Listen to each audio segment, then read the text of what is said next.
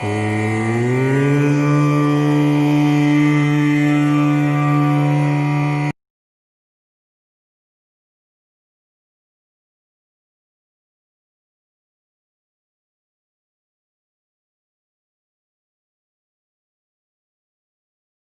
नमः। स्वागत है आप सभी का इस वीडियो में। बच्चों, मैं लेकर के आया हूँ इस वीडियो में हिंदी व्याकरण का भाग 2। भाग 2 आप पढ़िए। भाग 2 को क्या है, भाग 2 में ध्यान दीजिए। इसमें है आपका हिंदी वर्णमाला। हिंदी वर्णमाला के बारे में आप भाग 2 में जानेंगे।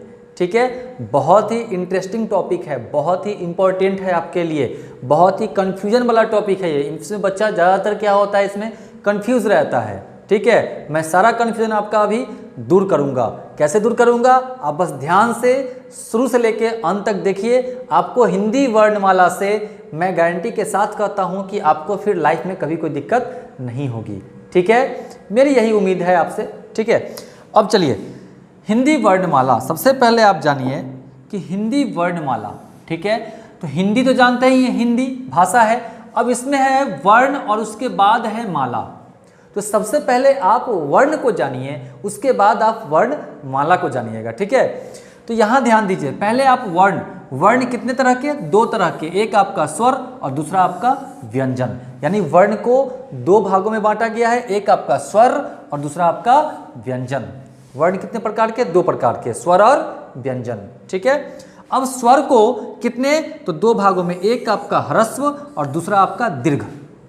पहला है आपका ह्रस्व, दूसरा आपका दीर्घ। यहां तक क्लियर।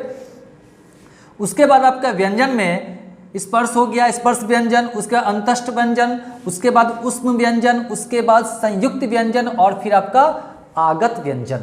ठीक है, इस तरीके से आपका 5 हो गया व्यंजन। ठीक, इसका प्रकार। और स्वर का हो गया 2, ह्रस्व और दीर्घ। वैसे इसका आगे जब हम स्वर का अपना एक टाइप पढ़ेंगे इसका, तो इसमें फिर प्रकार इसका एक बढ़ जाता है, लेकिन यहाँ पे हम केवल वर्ण की चर्चा कर रहे हैं। ठीक है, तो वर्ण में ध्यान दीजिएगा। समझ गए बात। 2 प्रकार के स्वर और व्यंजन। ह्रस्व में क्या क्या आएंगे, अ, ई, उ और री, यानी कि 4 हो गए यहाँ पे। क्लियर। उसके बाद दीर्घ में आ, ई, उ, आ, दीर्घ ई, उ, ठीक है, ए, आई, ओ, औ। ठीक है, इस तरह से कितना हो गया, 7। ठीक है, यहां पे इसको दीर्घ उ भी पढ़ते हैं। ठीक, अब यहां पे स्पर्श में क्या किया जाएगा, कवर्ग से पवर्ग तक। कवर्ग समझते हैं ना, क, ख, ग, घ, अंग, यानी 5-5 वर्ण होंगे। तो कवर्ग से लेकर के पवर्ग तक व्यंजन के पहले प्रकार है जिसका नाम है स्पर्श व्यंजन।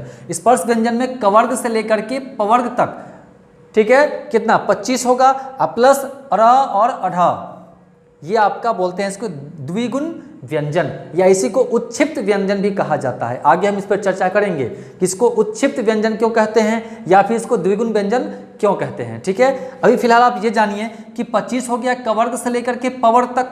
पवर्ग जानते ही हैं, प, फ, ब, भ, म, 5 हो गया। उसमें सब में 5-5 वर्ण होते हैं कवर्ग से लेकर के और पवर्ग तक। ठीक है, और ये 2 आपका बढ़ जाएगा अर और अढ़। ठीक है, तो हो गया कितना, 27। क्लियर। उसके बाद अंतस्थ व्यंजन में क्या किया जाएगा, य, र, ल, व। यहां तक क्लियर। कितना हो गए, 4 वर्ण यहां हो गए। यहां तक क्लियर। उसके बाद उसमें में आ जाइए। उसमें कितना हो जाएगा, तालव्य स, मूर्धन्य स, दंत स और ह, यानी इसमें भी कितने आ गए, 4 वर्ण आ गए। आ गए ना। उसके बाद संयुक्त व्यंजन में अक्ष, त्र, ज्ञ और स्र, इसमें भी कितने आ गए, 4 वर्ण आ गए। उसके बाद यहां पे एक आगत व्यंजन है। ठीक है, ये आगत मतलब क्या, जो विदेशों से आए हैं। ठीक है, वैसे तो बहुत सारे आए थे, लेकिन उन सब का क्या हुआ, त्याग कर दिया गया और यहां पे 2 ही लिया गया, ज और फ। ज और फ अरबी फारसी के वे वर्ण हैं। ठीक है, इस तरीके से आपका यहां कितना हो गया, 2। ठीक है, अब यहां ध्यान दीजिए, इधर हो गया 2। अब यहाँ पे एक चीज यहाँ ध्यान दीजिएगा कि स्वर की संख्या कितना, यहाँ पे 4, यहाँ 7, यहाँ कितना हो गया, 11। क्लियर, यहाँ तक क्लियर। उसके बाद व्यंजन की संख्या 27, यहाँ 27, 4 कितना, 31, 31, 4 35, 35, 4 कितना, 39, 39 और 2 कितना, 41। यहाँ तक क्लियर। टोटल को ऐड किया मैंने, कितना आ गया 52, 52। यदि आपसे कोई पूछे कि आधुनिक हिंदी व्याकरण में या अभी या कोई भी अभी प्रश्न पूछे आपसे कि हिंदी व्याकरण में कुल वर्ण कितने हैं, है ना, तो कितने कहेंगे 52, 52। क्लियर। अब हम लोग जानेंगे, यहाँ तक समझ में आ गया आपको, ये आपका एक ट्री था, एक नज़र में आप कैसे सारे वर्णों को देख लेंगे, इसलिए मैंने आपको यहाँ पे एक ट्री नुमा एक आकृति बना करके आपको मैंने बताया। अब चलिए हम लोग जानेंगे अगला टॉपिक क्या है, ध्यान दीजिए।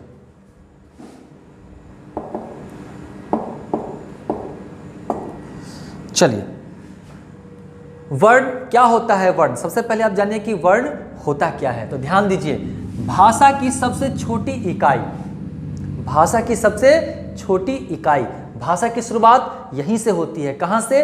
वर्ण से होती है भाषा की शुरुआत। स्टार्टिंग कहाँ से होता है? वर्ण से ही होता है किसी भी भाषा की शुरुआत, चाहे वो हिंदी हो, चाहे वो अंग्रेजी हो, चाहे वो संस्कृत हो। ठीक है। अब यहाँ पे भाषा की सबसे छोटी इकाई को हम क्या कहते हैं? वर्ण या ध्वनि कहते हैं। क्लियर। ध्वनि जानते हैं, जो हम कानों से सुनते हैं या जो मेरे मुख से निकलता है तो दूसरा सुनता है, वही क्या है? ध्वनि है, साउंड है। ठीक है। अर्थात वर्ण उस मूल ध्वनि को कहते हैं। इसका एक और परिभाषा काफ़ी सारे बुक में आप देखे होंगे।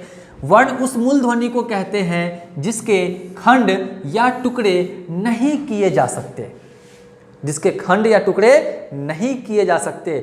यहाँ पे एक आपको कंफ्यूजन आ रहा होगा। देखिए, जैसे मैं एक शब्द लेता हूँ यहाँ पे हाथी, यहाँ पे मैं लिख दूँ हाथी। ठीक है। अब ये हाथी शब्द को ध्यान दीजिएगा, हाथी में क्या क्या लगा है?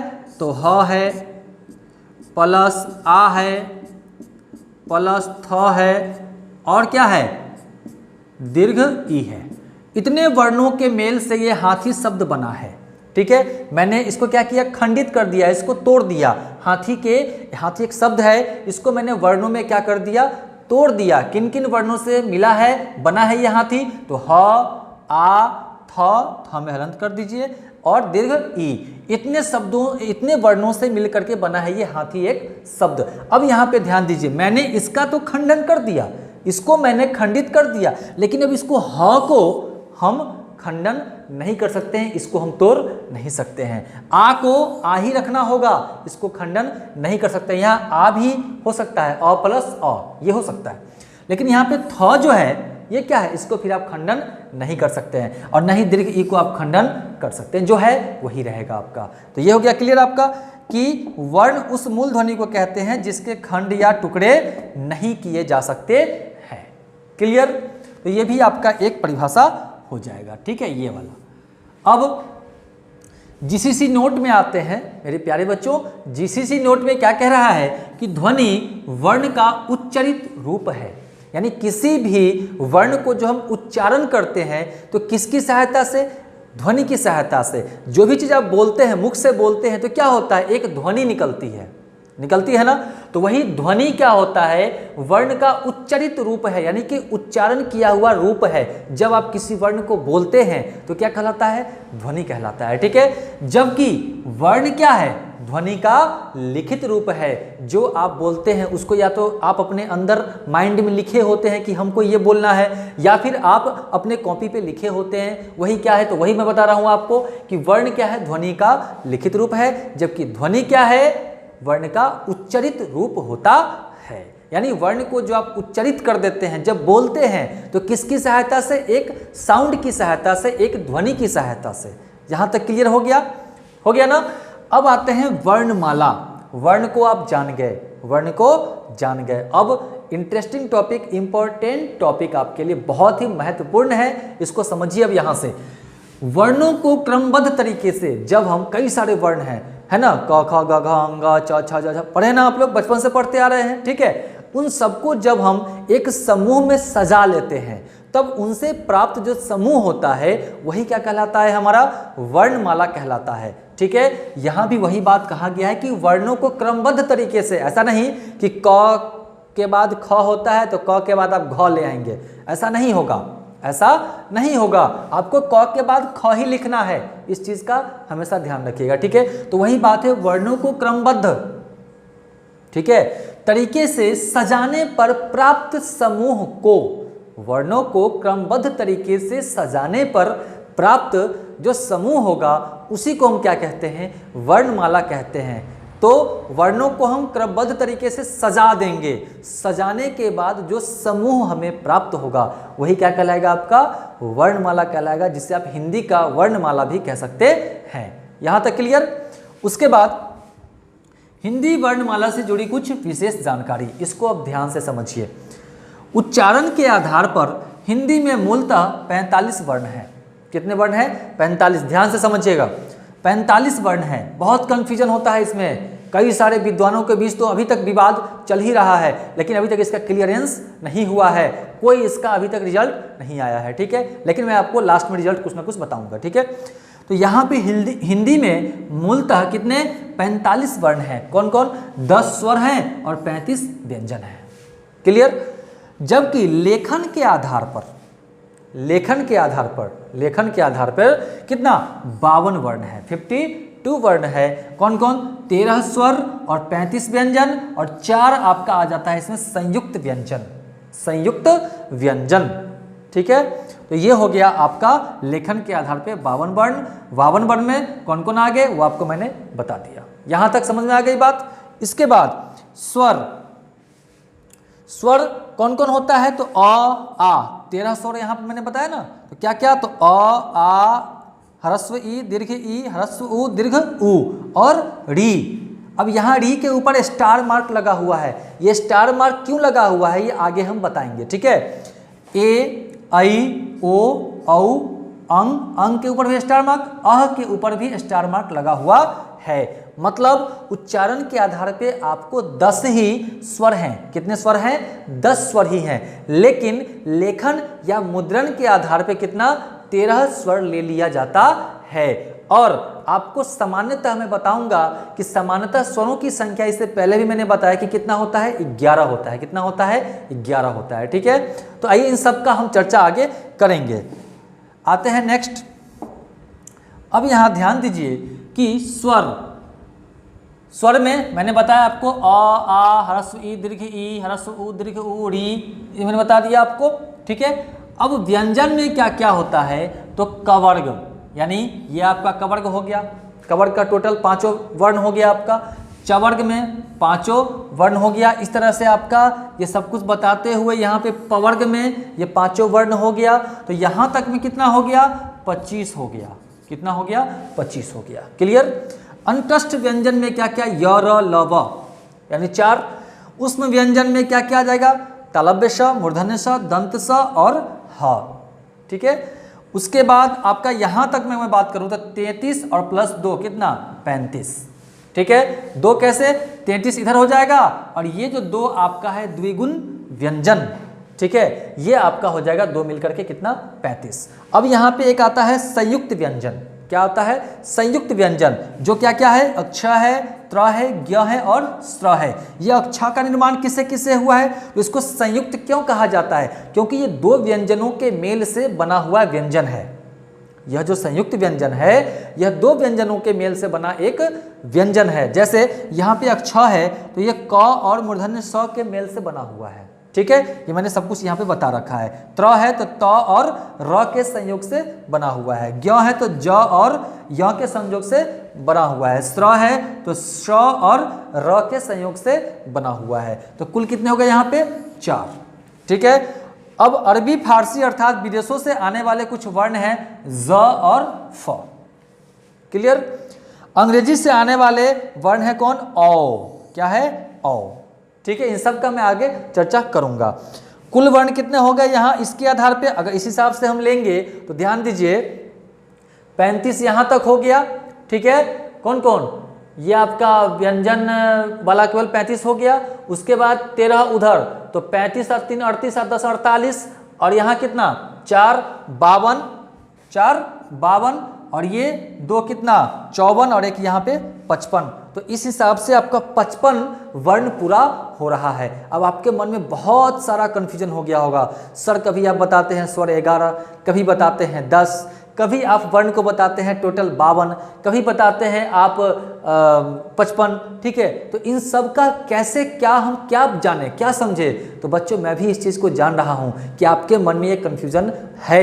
अब चलिए इसी कन्फ्यूज़न को हम दूर करने का प्रयास करते हैं। तो आइए, यहाँ पे जो 55 वर्ण है ये लेखन या मुद्रण में प्रयोग होने वाले सभी पूर्ण वर्ण हैं। जितने भी वर्ण लेखन या मुद्रण में है ना उपयोग किए जाते हैं उन सबको जोड़ करके यहाँ पे लिखा गया कितना 55, ठीक है। तो इससे हमको मतलब नहीं है, चूंकि ये लेखन में भी और मुद्रण में दोनों में इसका उपयोग होता है, तो इसको हमें ध्यान में रखने की आवश्यकता नहीं है। बस जानकारी के लिए मैं आपको ये सारा चीज़ बता रहा हूँ अच्छे से ऑपरेशन करके, ठीक है।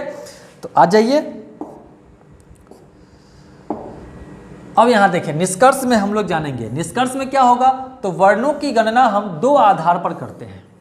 वर्णों की गणना, इसके बीच बहुत सारे विवाद हुआ, आगे हम जानेंगे इस चीज़ को।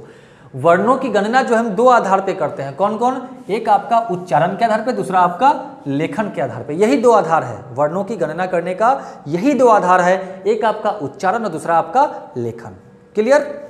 अब यहाँ पे देखिए उच्चारण के आधार पर की गई वर्ण की गणना को ज़्यादा अच्छा माना गया है, इस चीज़ को ध्यान रखिएगा। उच्चारण के आधार पर, चूंकि वही हमेशा क्या होता है, उपयोग में आता है, व्यवहार में आता है, ठीक है। तो उच्चारण के आधार पर जो गणना किया जाता है उसी को अच्छा माना जाता है, उसी को है ना मान्य माना गया है। अतः उच्चारण के आधार पर हिंदी में वर्णों की कुल संख्या कितना है, 47 है, 47 है, ठीक है। 10 स्वर और 37 व्यंजन है, ठीक है। अब 37 व्यंजन में कौन कौन, तो 35 हिंदी के मूल व्यंजन हो गए जो आपको मैंने बताया इससे पीछे। उसके बाद 2 आगत व्यंजन ज और फ, ये मिलके हो गया टोटल 47 वर्ड। क्लियर। अब यहाँ पे जीसीसी नोट में आइए, अक्ष त्र ज्ञ स्र को एकल व्यंजन हम नहीं कह सकते हैं। क्यों नहीं कह सकते हैं, क्योंकि ये 2 व्यंजनों, मैंने इससे पहले भी आपको बताया क्यों, क्योंकि यह 2 व्यंजनों के मेल से बना व्यंजन है, इसलिए इसे हम एकल व्यंजन नहीं कह सकते, ये संयुक्त व्यंजन है, इसीलिए संयुक्त व्यंजन इसे कहा जाता है। जीसीसी नोट में आइए फिर, हिंदी में वर्णों की संख्या को लेकर विद्वानों में जो विद्वान थे उनमें बहुत सारे विवाद हुए, बहुत विवाद हुए। जैसे यहाँ पे एक है किशोरीदास वाजपेयी जी, है ना, इनके अनुसार वर्ण कितने हैं, तो 43 है, ठीक है। उसके बाद कामता प्रसाद गुरुजी, हिंदी के बहुत बड़े ये ज्ञानी विद्वान माने जाते हैं।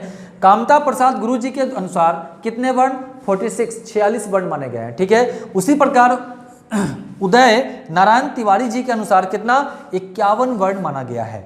उसी प्रकार से धीरेन्द्र वर्मा ने के अनुसार है ना कितना 53 वर्ण माना गया है। कौन कौन, 13 स्वर और 40 व्यंजन माना गया है, ठीक है। तो ये सारे विद्वानों में आपस में क्या है, विवाद है, कौन कितना वर्ण माना जाए ये कहना मुश्किल है, ठीक है। लेकिन फिर भी मैंने आपको जानकारी दे दिया इन सभी चीज़ों का, ठीक है। तो आइए आगे आते हैं।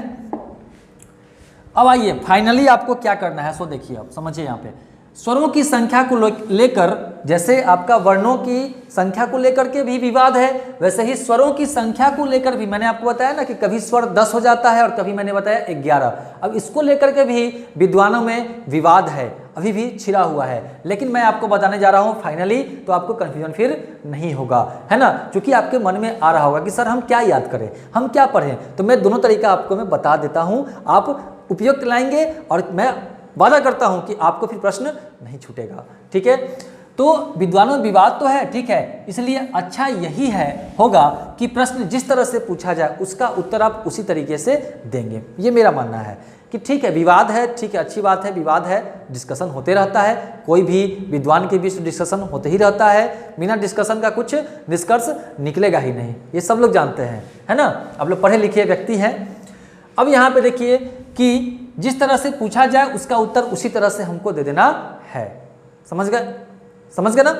उसके बाद समान स्थिति में, समझिए इसको, समान स्थिति में स्वरों की संख्या अगर पूछे कोई तो कितना, 11 बताएंगे आप। फाइनली मैं बता रहा हूं आपको, अगर समान स्थिति में कोई आपसे स्वरों की संख्या पूछे तो कितना कहेंगे आप, 11। कितना कहेंगे, 11। और यदि आपसे पूछा जाए कि स्वरों की कुल संख्या, यहां पे मैंने कुल नहीं लगाया है, स्वरों की संख्या है, यहाँ पे स्वरों की कुल संख्या नहीं है, ध्यान रहे इस चीज का। अगर आपसे पूछा जाए स्वरों की कुल संख्या तो वहां पे आप कहेंगे 13। कितना कहेंगे? 13 कहेंगे। एकदम ध्यान में रखिए, एकदम याद कर लीजिए, ठीक है। शुद्ध उच्चारण की दृष्टि से स्वरों की संख्या कितना है? 10 है, यह भी याद रखिए। अगर कोई पूछे कि शुद्ध उच्चारण के दृष्टिकोण से स्वरों की संख्या कितनी है, स्वरों की संख्या तो कितना है? 10 है। इसको भी आप ध्यान में रखिए, ठीक है। तो इस तरीके से आपका ये हो गया हिंदी व्याकरण का भाग 2 समाप्त, जो क्या था? हिंदी वर्णमाला से संबंधित था। यदि आपको इसमें और भी कोई कंफ्यूजन हो तो आप हमसे पूछ सकते हैं, मैं फिर आपको बताऊंगा, बेझिझक बताऊंगा। इसी के साथ जय हिंद, जय भारत।